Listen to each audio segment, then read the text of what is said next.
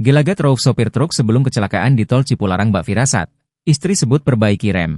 Curhat Tunah, istri Rauf sopir truk penyebab kecelakaan beruntun di tol Cipularang. Suami sempat perbaiki rem truk.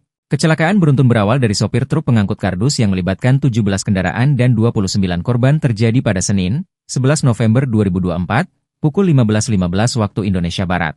Akibat kecelakaan tersebut, 1 remaja meninggal dunia, sementara 21 orang mengalami luka ringan, 7 orang mengalami luka berat. Tunah, istri Rauf menyebut suaminya sempat sibuk memperbaiki truknya. Ia juga menceritakan kardus yang dibawa Rauf tersebut rencananya akan diantarkan ke pabrik kertas di kawasan Kragilan, Kabupaten Serang, Banten. Tak disangka 3 bulan setelahnya, truk yang bolak-balik diperbaiki Rauf itu jadi kendaraan maut di tol Cipularang. Karenanya, Tunah kini pilu mengingat nasib sang suami yang terancam buih akibat kecelakaan beruntun tersebut. Sambil menangis, Tunah pun meminta bantuan halayak di media sosial.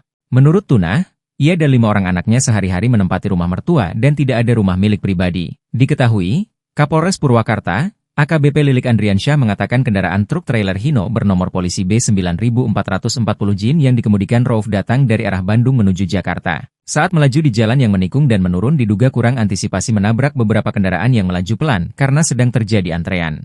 Rauf, sopir truk trailer flatbed kini sedang terbaring di rumah sakit. Sehari setelah mendapatkan penanganan rumah sakit, kondisi Rauf pun membaik. Dikutip dari tribunnewsbogor.com, memperlihatkan kondisi Rauf. Rauf tampak hanya tertunduk lesu. Sambil terduduk di ranjang rumah sakit, Rauf menatap kosong ke arah bawah sembari melamun. Entah apa yang dipikirkan Rauf pasca kecelakaan tersebut.